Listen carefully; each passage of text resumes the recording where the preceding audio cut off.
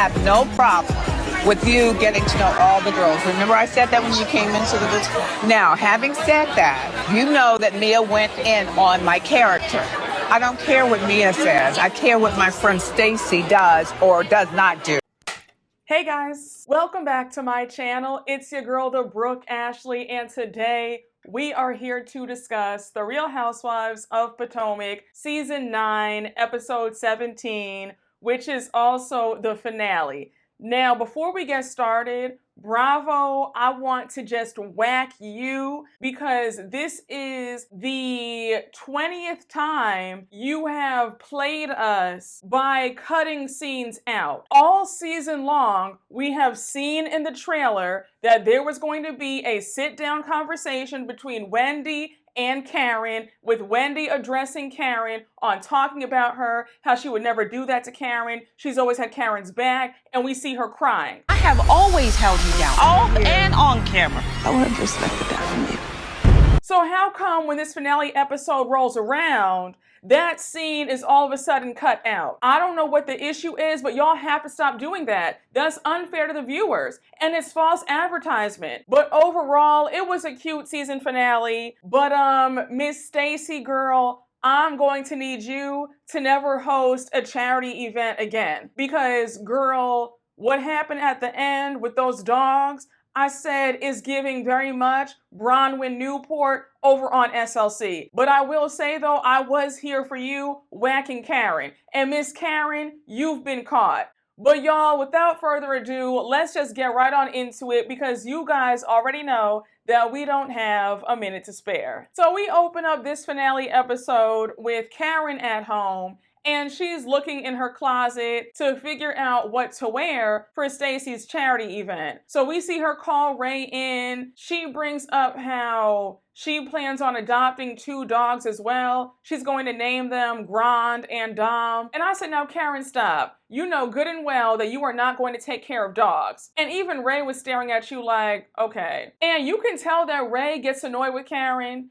I'm sure that he just gets irritated by the BS that comes out of her mouth. So Ray wants to know if Karen's gonna be walking in the show too, and Karen says, no, I'm not walking, but I will support. So now we cut to Karen's confessional, and she says, why would I support Stacey when she couldn't even be fair and neutral when it comes to Mia and I? And I said, I just find it hilarious that Karen, of all people, is bitching and moaning about somebody not having her back. Karen Huger prides herself on being Switzerland, never having anybody's back, never taking sides. Her excuse is, well, I'm friends with everybody and I'm not doing that. She has said famously that she rides the fence and she is the fence. So how dare you to now turn around and expect people to ride or die for you and then talking about, oh, I want to know who the soldiers for Karen are earlier this season? Girl, what? But again, when it comes to Karen Huger, are we surprised? Karen is always one-sided.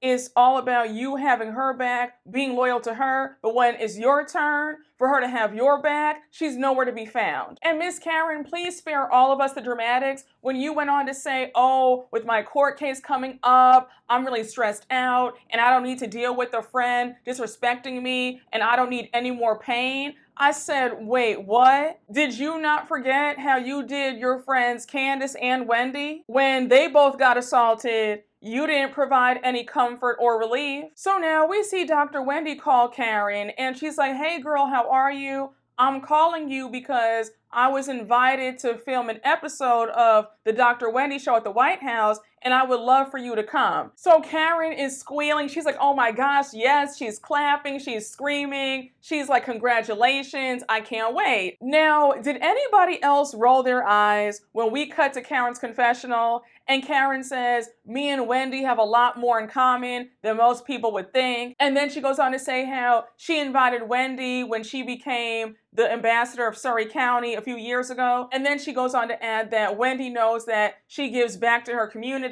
and on top of that, she lifts her community up. Now, Miss Karen, I would like to know, how are you uplifting anybody when you are driving drunk at your big age? Like, please let me know. Like, where is the uplifting? Because I don't see it. Now, guys, this next scene with Stacey and her friend AJ had me screaming for several reasons. I'm from New York, but I used to live in Chicago. I went to school in Chicago. I used to go to his hair salon in the West Loop. I would go get my washing sets, honey. Okay, yes, honey, the hair was flowing, all right? And I cannot wait to straighten my hair again because I want to see how long it's gotten, all right? Like, baby, do not be surprised if you see me get this straight soon, or if I have a weave, do a cute little 30-inch bust down, all right, honey? The braids will be back. Don't worry, honey, because the girl loves her braids, yes.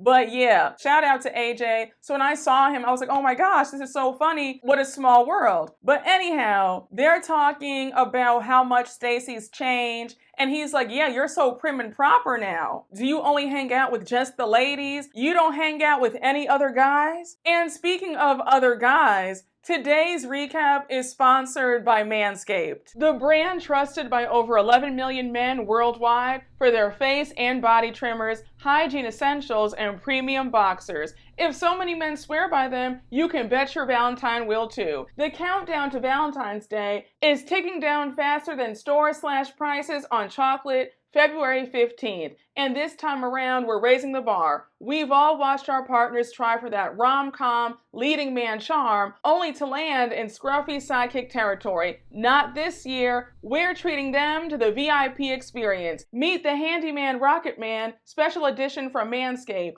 A sleek, compact face grooming essential that guarantees your partner's face is on track for heartthrob status all year long. Now available in the special edition Rocket Man colorway featuring gold and black. Just a quick PSA though, there are limited quantities available in this colorway, so you'll need to act fast. You can use my code BrookeAshley for 20% off and free shipping at manscaped.com. The Handyman is a sleek, powerful, compact face shaver that helps guys ditch the mess. Cordless and designed for convenience, it easily fits in a bathroom drawer or slips into an overnight or gym bag for easy grooming on the go. And with up to 60 minutes of runtime per charge, he won't be scrambling to finish before the battery dies. And if the battery level does start to drop, the indicator light will give him the nudge to recharge.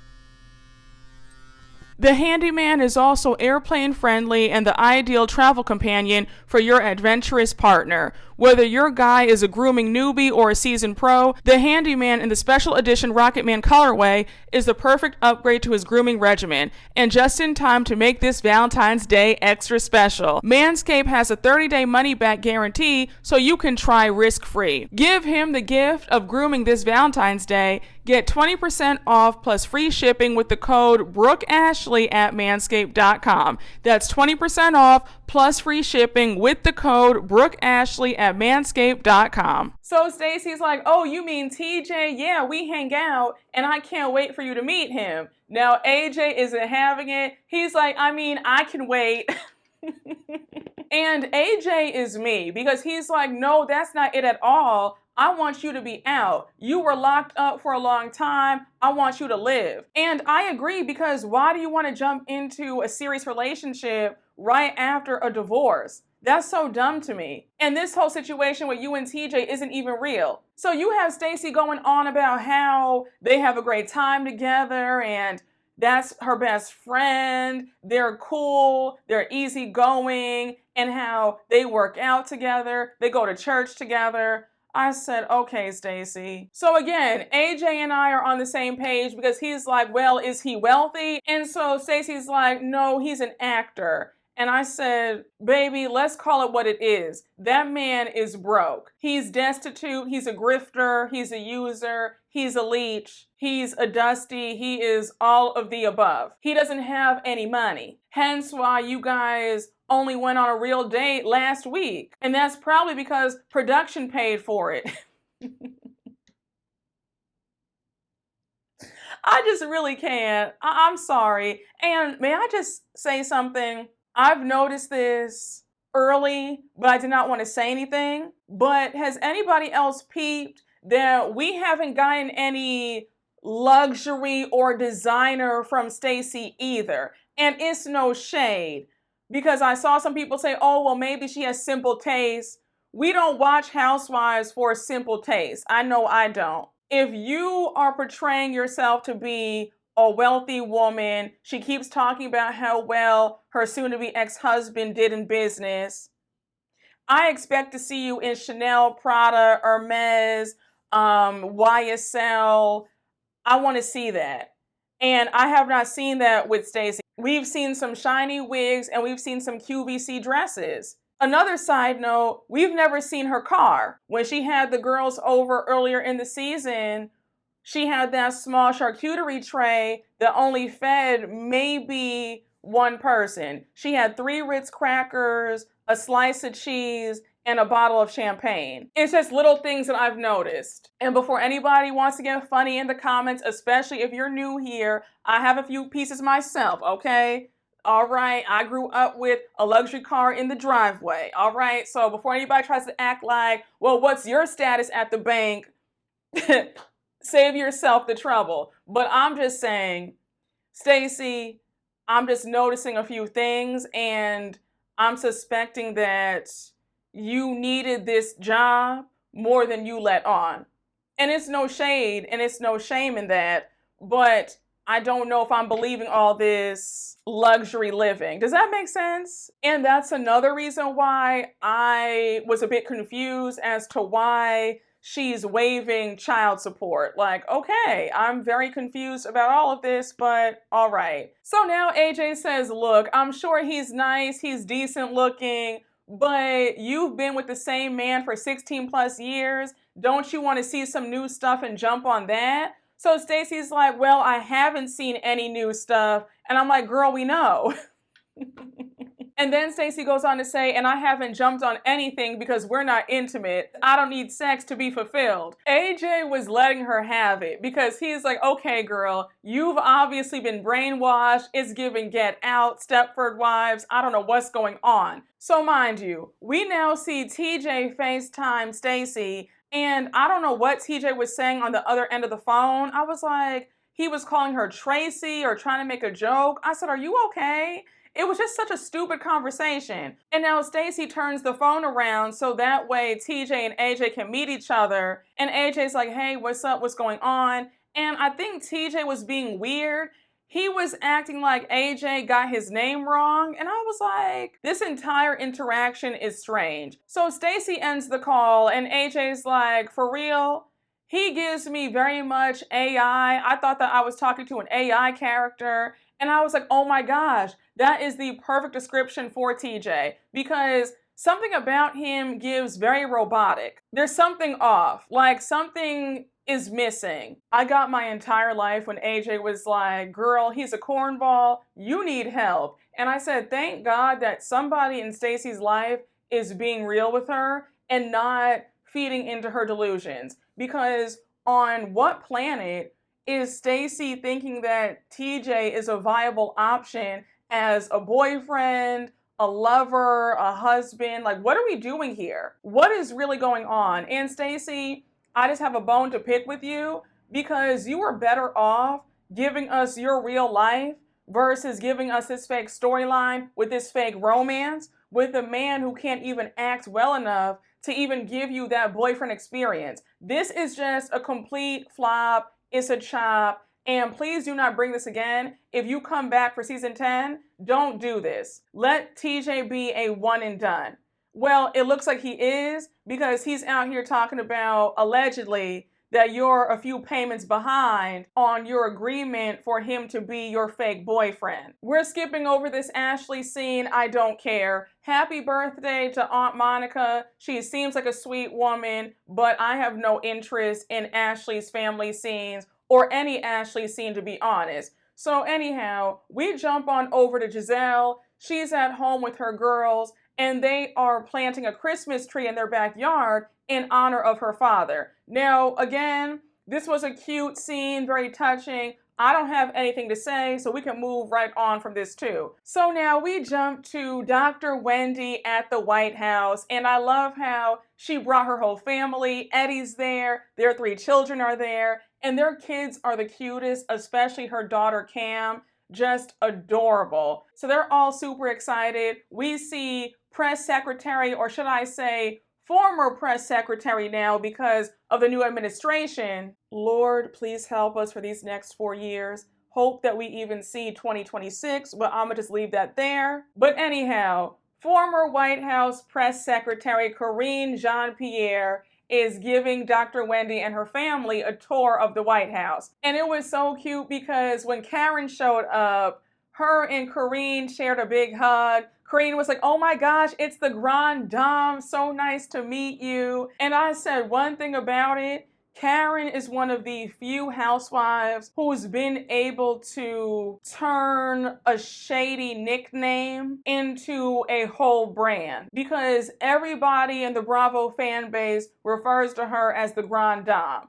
And it's become this whole thing. And did you guys see that commercial for that soap opera coming out? Karen's gonna be in it. But anyhow, we see Wendy and Karen share a big hug. And now we cut to Wendy's confessional, and she says that Karen has always been a friend to her, so she was happy to invite Karen to the White House. Now, Dr. Wendy, I love you down, but it feels like you want to rewrite history sometimes, because you know that Karen was on your ass when you joined this show in season 5. Karen did not see it for you. And that's an understatement. Karen let it be known that she thought that you were thirsty, a wannabe, you were desperate. She kept saying that you guys were on a few boards together and she was trying to get close to you due to you being on the show. You gave that woman such a hard time.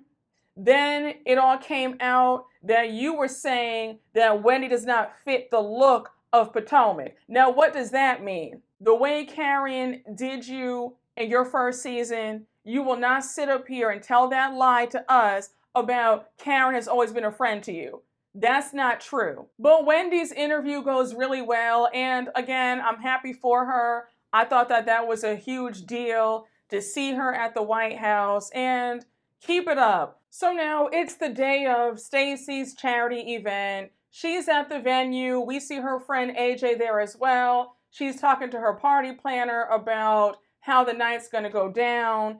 And we find out from Stacey that not only is she going to be the MC, but so is TJ. She says she thought it would be fun if they hosted the whole event together. Now, Stacey, why do I get the impression that TJ is bothering you to hook him up with jobs and opportunities since he's a struggling actor?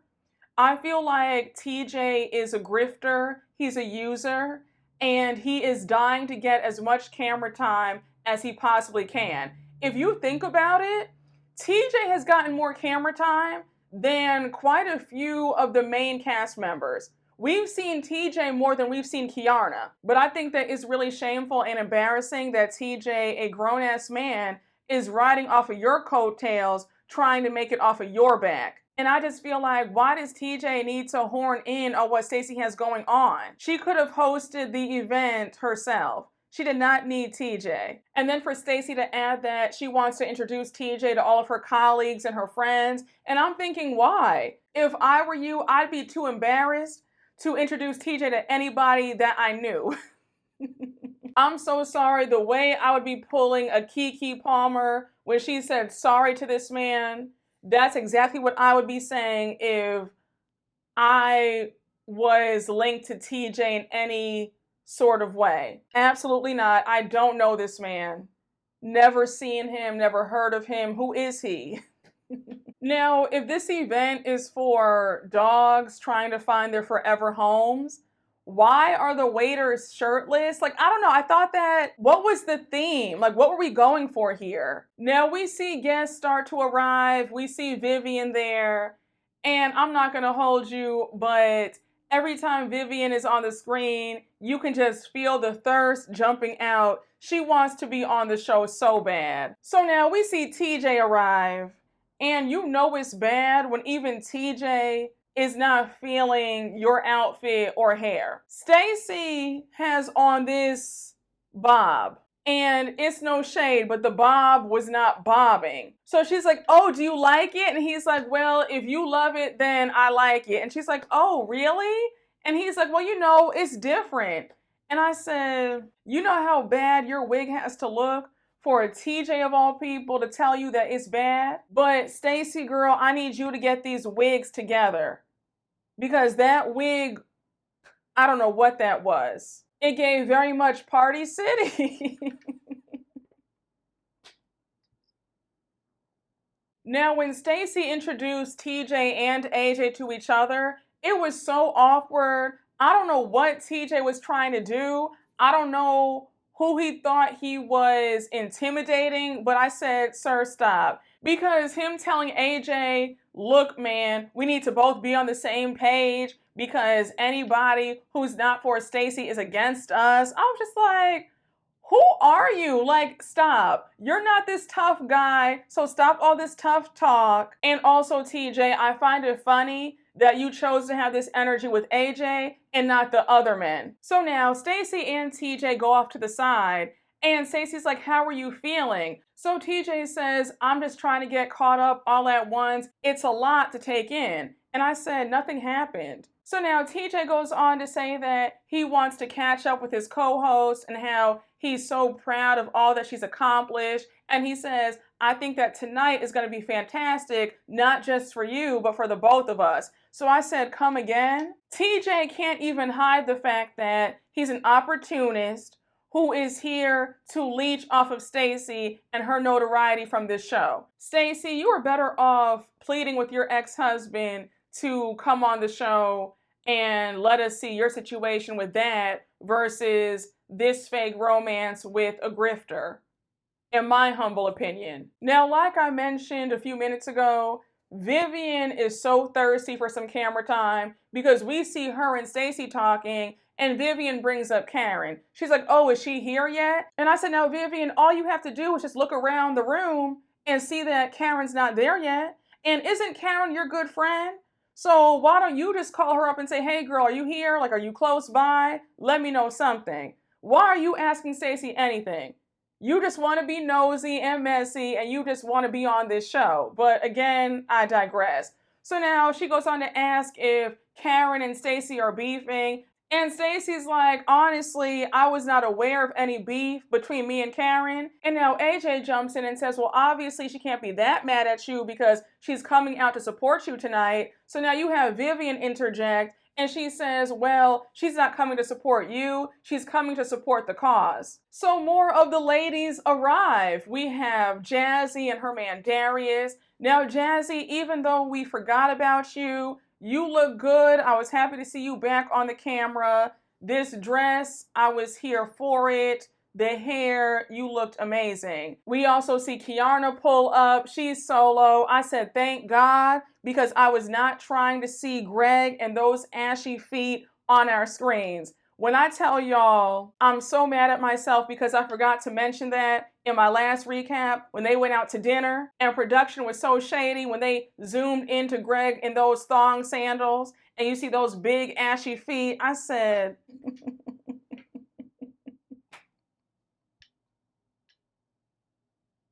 Kiarna, baby, I need you to wake up. Stand up. Why are you sobbing over Greg? Now, Miss Karen, even though you worked my last good nerve, this red dress on you, girl, yes, you looked good. I love Karen in an updo. The hair was hairing, like she looked good. The big Van Cleef, I say, yes, ma'am, money was spent. So Karen and Ray waltz in, and we see Karen walk over to all the ladies, and she says a very dry hello to Stacy. So Stacy catches the attitude immediately, and she's like, Karen, can we go off to the side quickly and just talk? So Stacy starts it off, and she says, I want to understand our beef because I was shocked when you sent me that text the other day. So here goes Karen about to give us some BS, right? Because that's what Karen does best. Karen says, well, let's start from the beginning. I want to preface this by saying that I have no issue with you getting to know all the girls in the group. My issue with you is that you saw Mia attack my character, and I don't care what she says, but I do care about what my friend Stacy does or doesn't do. And now Karen goes on to say that Mia has said such heinous things about her. So Miss Stacy might have been stiff in the first half of this season,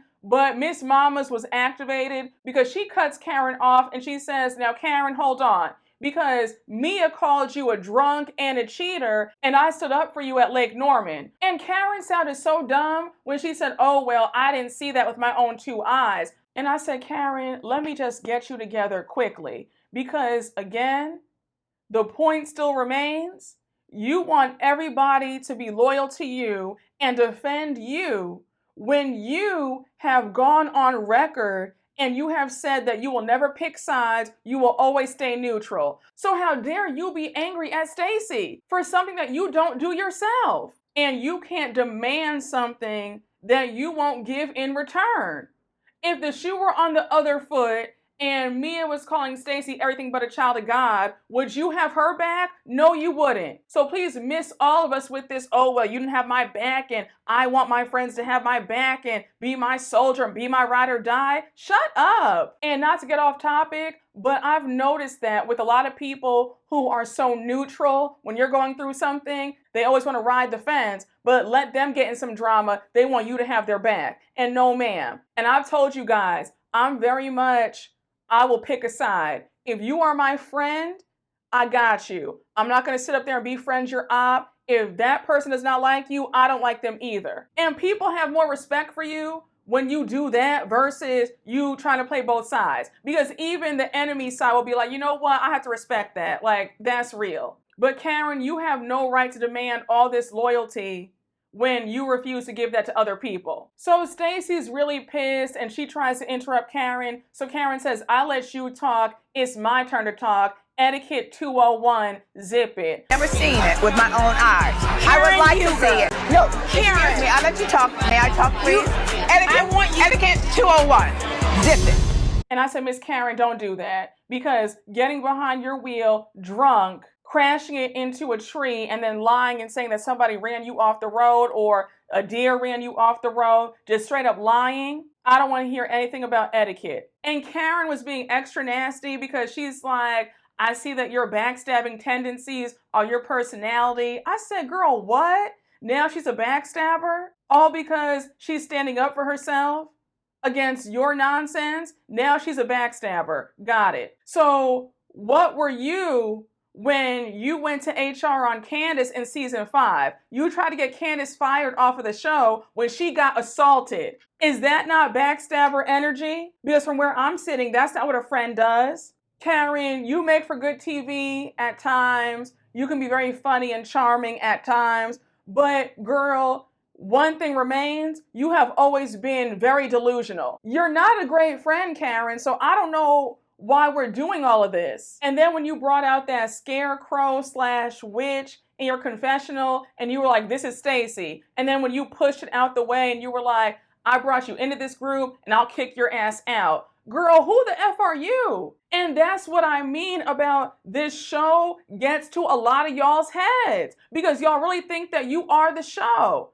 Be very clear. Nobody is bigger than the program. For you to act like you're Andy or you're the network where you make those decisions, Karen, that arrogance is going to be your downfall and it already tripped you up because that body cam footage, the arrogance jumped out. I don't know who you think you are where you feel like you're the end all be all of this group. The sun does not rise and set on you, sweetheart. If you were to get fired, the show will still go on. I don't know who you think you are talking about, oh, I brought you into this group, I'll kick you out. Baby, that's up to the network. That's really pathetic, Karen, that you would even say that. Especially since Stacey did not do anything to you. Your ego is bruised and your feelings are hurt because you expected Stacey to be your lapdog. Now, I will say, Stacey was able to hold her own because a lot of people have come against Karen and they have failed. Like Jacqueline earlier this season. But Stacey says, look, you said horrible things about Mia as a mother, and on top of that, I care about Mia and you don't like that. So now we jump to Stacey in her confessional, and Miss Stacey was letting us know that Karen does not control her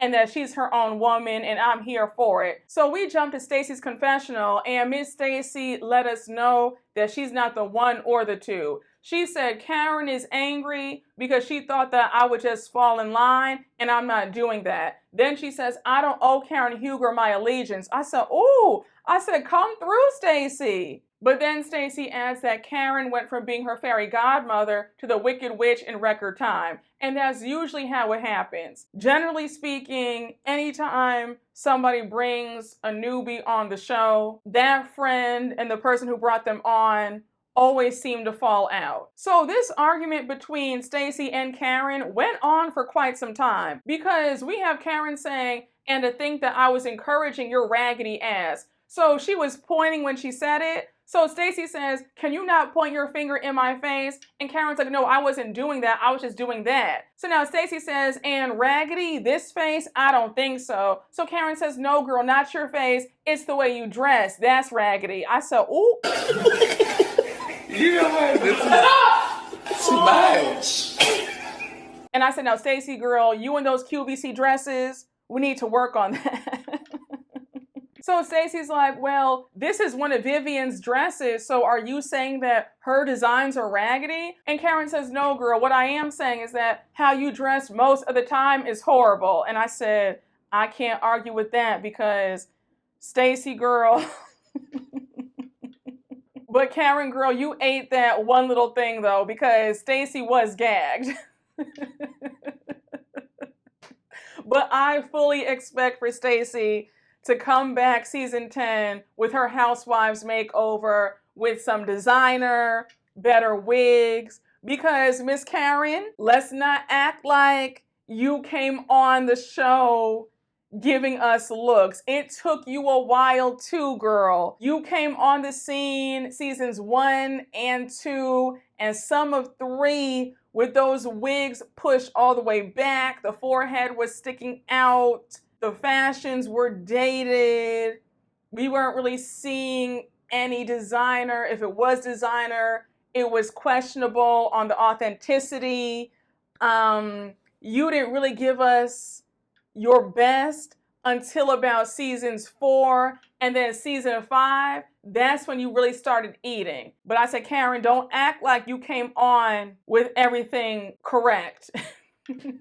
It took you a while to get into the drip, okay? I'm just saying. Now, Karen, you told on yourself right here when you were like, let me take a sip. So Stacey had you gagged because she was like, on what? So then you were like, oh, hard liquor. And I said, yup, you had to tell the truth then because the cat's already out the bag that, yes, you are drinking. But I said, yeah, all that stuff about, oh, I'm not drinking and I'll have a ginger ale. It was all a facade. So now you have Karen talking about, oh, and by the way, Stacey, you tried to hint at my accusations. I never brought your accusations up. So Stacey says, what are you talking about? I've never been to court a day in my life. So Karen's like, oh, really? Is that so? So we cut to Karen's confessional and the producer's like, what are you accusing Stacey of? What were her charges? So we find out from Karen that apparently Stacey had ran through a stop sign 3 times and it went to court. And I said, Karen, this is why I have to whack you because what are we talking about? You got behind the wheel drunk. You could have killed yourself or killed somebody else. Your car was totaled. It caught on fire and blew up. You told those officers you are poor and white. Then you went on to say that you were Thomas Jefferson's concubine. You were shit-faced. You cannot compare your DUI, DWI, and all the other charges to somebody running past a stop sign. Oh, that's such a fucking irritant. Poor white. Okay. I'm Karen. Montgomery County Police. I would rather. Remember, I it don't is being like video her. not a Okay, recording. I'd rather It's her okay. not do a lot of talking at this point anyhow, because she's probably...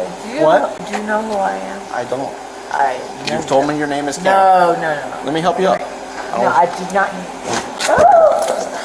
Oh God. That's not I'm lit. Yes, you are lit. Karen, if you do come back for season 10, I need you to get a grip and come back down to earth because the delusions of it all. You just sound so silly to try and have some gotcha moment about Stacey. What are we talking about? But we have Karen saying that she hasn't given up on their friendship, but she is currently demoting Stacey to just an associate. We do see Gizelle and her hairstylist / best friend Cal arrive, and the dress that Gizelle was wearing, that was the dress that Wendy wanted to wear originally, But Stacey said no because I don't want anybody looking better than me at my own event. So Gizelle says to be petty, she went back to the shop and bought that same dress. And we could tell that Stacey felt a way about it because she's like, oh, and here comes Gizelle looking like Big Bird. I said, girl, don't be mad. You could have bought the dress too. So now we cut to Kiarna, Mia, and Jacqueline at the bar. And Mia's asking if Greg's there. So she says, no, I'm here solo. And then she shares that things have been really bad with them moving in together. So she says that it's brought out different sides of them and they can't seem to agree on anything. They can't even agree to disagree. So now she goes on to say that some personal space right now is needed. Now, Kiarna, I'm gonna whack you right now and then I have to whack you at the end because I'm not understanding why you don't realize that you and Greg are not a fit. And that is okay. You and Greg are not meant to be together for the long run. You're not supposed to be having all these issues, especially if you're not even married or engaged. Like, what is going on? I just don't understand why you're so hell-bent on being with Greg. What does he offer you? And if I say what I want to say, it's going to come across as mean. So I'm going to just refrain from saying it. I'll let y'all say it in the comments. And a lot of you guys have already said how I feel. But I don't see the appeal. But surely you cannot be this hard up for a man that you are settling. And this is like 3 levels below settling. I don't know what this is, but just a hot ass mess. And I just don't understand why you would even go half-seas on a house with this crazy man that you're not even married to. Does that make sense in your pea brain, Kiarna? Like, I'm so serious. But it's pretty awful that every time she says that man's name, it's always something negative. That right there is a huge red flag. So Ashley and Josh arrive. Now, it was funny because when Ashley saw Stacey in that wig, she was like, Stacey, you missed the mark with that one, girl. Like, that wig, no ma'am. Now, I said, Ashley, I know that the same woman who borrowed your mama's wig, you put that mop on your head in season 4. I know you're not talking about Stacey's wig because you've had some mishaps yourself. You just got your look together this season. So Miss Mama's not too much.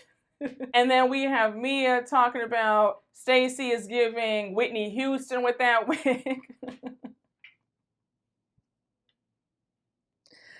I said, oh, Stacey girl, whoever advised you to put that on? And I'm surprised that AJ saw that wig on you and said that that was okay, considering that AJ used to do hair. So here's where some more drama pops off because Ashley pulls Gizelle to the side and she's like, I meant to tell you, the other day Stacey came over and she was telling me that her and Karen had gone out to lunch a few months ago and Karen was pretty much telling her who not to talk to in this group, and she said some horrible things about Wendy, how Wendy's not a good friend, she's self-absorbed, and to avoid her. So Gizelle is in shock. So now we cut to Gizelle's confessional, and she's like, now here's the thing about Wendy and Karen, because I was telling Wendy from way back that Karen trashes her, but she wasn't trying to hear it because it was me. Now Gizelle, respectfully, you are the wrong person to sit up there and act like you're some kind of hero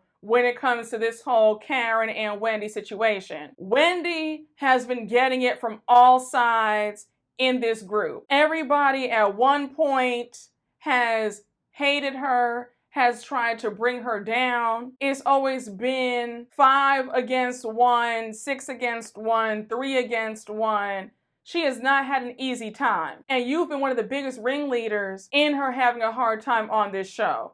So again, Gizelle, I don't think that it's fair for you to act like, oh, well, I've told her this, but because it was me, she didn't want to hear it. Because you have participated in icing Wendy out of this group. So I'm just saying, Gizelle, maybe you did tell Wendy back in season 5, but overall, I don't feel like you have a whole lot of room to talk. Because you've also been involved in the foolery as well. Just my 2 cents. So we know that Ashley and Gizelle are messy. They walk over to Karen and they're like, hey Karen, what's up? Can we talk? So Ashley's like, I had Stacey over the other day and we had a good conversation. She told me a few things that were surprising. She let me know that before she joined this group, you were informing her on who to avoid in the group, who to talk to, who not to talk to. So then she brings up how Stacey told her about what was said about Wendy. So of course we have Karen denying that. And she's like, no, no, no. Does that even sound like me? And I said, Karen, yes it does. Because you're nasty like that. And we know that your history with Wendy started off rocky. You never saw it for Wendy. You didn't like Wendy. You thought that she was a social climber, desperate, thirsty, everything and then some. You even said out your own mouth, she's not a fit for Potomac, or she doesn't fit into Potomac. So for you to play dumb and say, oh, does that even sound like me? Karen, why are we playing these bald-headed reindeer games? Stop this act. You said it, you've been caught, and you can't even lie well. So we cut to Gizelle's confessional, and she says that every time somebody new comes into this group, Karen does this. She tries to get them on their side, and this time it backfired. So Gizelle wants to know if Karen and Stacey ever met up before filming. So Karen's like, oh, well, we had dinner after we taped. Actually, no, we didn't. And I said, Karen, do you honestly think that we believe this? Just come clean and say, you know what? I did it. You caught me. I said it. It is what it is. Just stand in it. But you lying and denying, it's not even believable. You look stupid. So Wendy and Eddie arrive and they greet everybody. And of course, Gizelle wants to make sure that Wendy knows that she's been talked about. I was like, damn girl, can you at least wait for Wendy to just get settled in for a minute? Can Wendy even get a drink before you unleash all this messy news? So Gizelle's like, Stacey, hold on a minute, don't go. We just asked Karen about what you said about Wendy, and she's denying it. So Karen looks so nervous. She's like, it's not true at all. It's not true at all. And Gizelle's like, you were telling us all about how Karen told you that Wendy's a snake and self-absorbed and not a girl's girl and all these horrible things. And mind you, Wendy is like, are you serious right now? She's just looking at them like, what did I walk into? So now we cut to Wendy's confessional and she's like, do I think that Karen said this about me? No, I know that she said that about me. Now, Wendy, I want to ask you, earlier on, you said Karen has always been a good friend to me. So how can you say that, but you know that she has trashed you many times to your face and behind your back? Is that what a friend is? Let me know. And this also leads into the narrative that people have about you, that despite a lot of these women treating you so poorly, you still crave their validation and their acceptance. And you want to be at the cool girls table. Because again, I'm just surprised at how you extend a lot of grace to people who have treated you so poorly. I'm not saying that you can't forgive people, but there should be some healthy boundaries set in place. And I feel like these women think that they can walk all over you because you still want to be friends despite all the nasty things that they've said and done. And I'm sure that it can't be easy being on an island all by yourself, especially on TV. You do want to be in the group, but it's like, at what cost? Because if you've known all along how Karen really feels about you, then how are you saying earlier in the episode that she's been a good friend to you? So Wendy makes it clear that she will be side-eyeing Karen for a minute. And Karen's like, Wendy, stop it. Like, please, Wendy, don't do that. Don't do that. And I said, wait, hold on. When you feel slighted or betrayed by somebody, you lash out at them and you tell them we're no longer friends, we're associates. But when you get caught being a bad friend, now it's, oh my gosh, stop it. Don't do that. Don't be like that. Let Wendy stew in her anger. She has every right to say, you know what? I need some time. Now, was it just me who felt like, when is this fashion show with the dog supposed to start? Because we see another conversation with the group about Karen being outed for talking poorly about Wendy. So Wendy's like, oh, well, let me just sit down like this then because I'm just so self-absorbed. So Karen's like, oh my gosh, Wendy, please, like, stop it. Don't be like that. And I said again, Karen, let Wendy feel however she feels about you right now. She has every right. Now, before I forget, I find it to be hilarious that Karen is calling Wendy self-absorbed and she's all about herself. Because if we're being honest, we could say the same thing about Karen. Karen is very self-absorbed. And on top of that, Karen is very arrogant. Karen, remember girl, at BravoCon, you're contractually obligated to do the meet and greets and the photo ops. You going back to your hotel room because you don't feel like it, and then saying, oh, I'm sorry, I had a headache because a fan called you out and said, Miss Mamas, I was on that line for 2 hours waiting for you and you canceled. And then on top of that, when you said, oh yeah, I'll make it up to you guys, the next day, you were sitting up there charging folks at your booth $30. People paid good money to meet you. The way you've handled this whole entire DUI incident, you honestly thought that you would get away with this? Pure arrogance. So for you to call Wendy that, I'm like, baby, look in the mirror, that's you. And what really blows me is how you can't just apologize when you've been caught. Because Stacey even said, we met at your favorite mom and pop restaurant in Potomac. And remember that restaurant that we saw Gizelle and Karen go to in the first episode? That's the place. So Giselle's like, wait, you mean Tally Ho? That's Karen's spot. The fact that Karen took Stacey to one of her favorite places to talk shit about people, Stacey is definitely telling the truth and Karen is lying. So Stacey brings it up again about how Karen spoke poorly about Mia and Wendy. Mia is sitting right there. She's so unbothered. She's like, girl, I'm checking my Instacart order to make sure it got there. I said, I know that's right. And a quick side note, I love Instacart. Like, me and Instacart go together. And if I have anybody at Instacart watching me, please reach out to me and let's collab, because me and Instacart, like, I love y'all down, okay? I'm always on Instacart. It's just so convenient. So now Wendy says, Karen, I have rode for you. I've been a friend to you. And Karen's like, I know that. I know that. And then Wendy goes on to say that I would hate to think that our friendship is one-sided. And I said, Wendy, I hope you're realizing that it is one-sided. You have always been a better friend to Karen than Karen has been to you. And I've said that to you several times. So I don't even know why we're acting so confused about, oh, you know, I hope that it's not one-sided. It is. So we cut to Wendy's confessional and she says that Karen has reached out to her during some of her lowest moments. And she goes on to add that maybe if Karen had her life, she'd be self-absorbed too. I said, clock that. Now, I'm not going to hold you. We have Stacey saying that she's been holding on to what Karen has told her about everybody in this group for a long time. And I said, now, Stacey, either say it all or leave it on the playground. Because for you to just keep going back to what she said about Mia and Wendy, I'm like, okay, we get that. We've heard that. What has she said about Gizelle, Ashley, and everybody else? Because I want to hear that tea. So Stacey's over it. She's like, I said what I said. I told y'all what Karen told me. So now she goes on to say, I have a room full of people here. It's time for me to start my event. And I just said, yeah, girl, it's about time. But the event finally starts and we have TJ and Stacey as the MCs. Now, did anybody notice how happy TJ looked to be on that mic? I said, oh, I know he is so happy to get his $50 for this gig. Stacey probably slipped him the money before they started.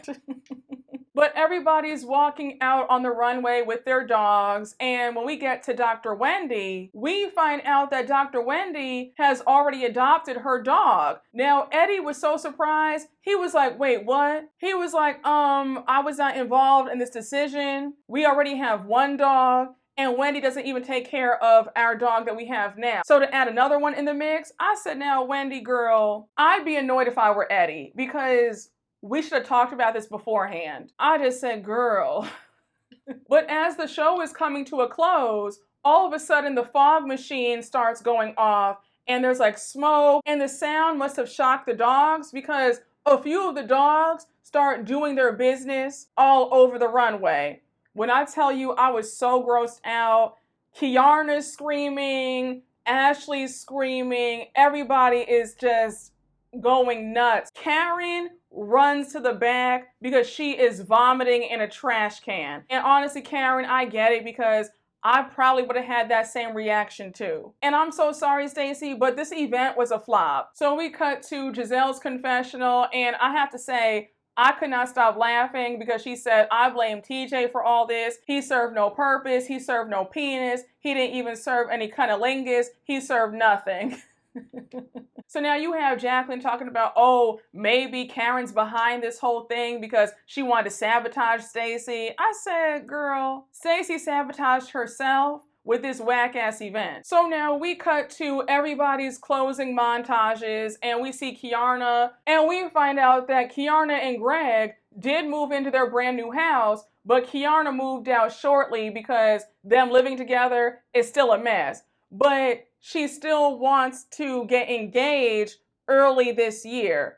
Kiarna, I'm going to ask you this one more time. Are you okay? Because I'm confused as to how you guys can't stand to live together, but yet you want this man to marry you. What's not clicking? You guys are not compatible. That is not your man. Let this man go. You look desperate and pathetic. Like, I don't understand why you're so hell-bent on wanting to get married to this man. God is showing you that's not your man, sis. Let him go. And I'm so pissed that you spent your hard-earned money going half on a house with this raggedy man in the first place. And I'm praying that you're not talking that dumb stuff at this reunion either. Ashley's still dating Josh. We still don't care. Gizelle's officially an empty nester. And she's rekindled her romance with Namsa. Remember the guy from speed dating earlier? So they're still going strong. So now we cut to Mia.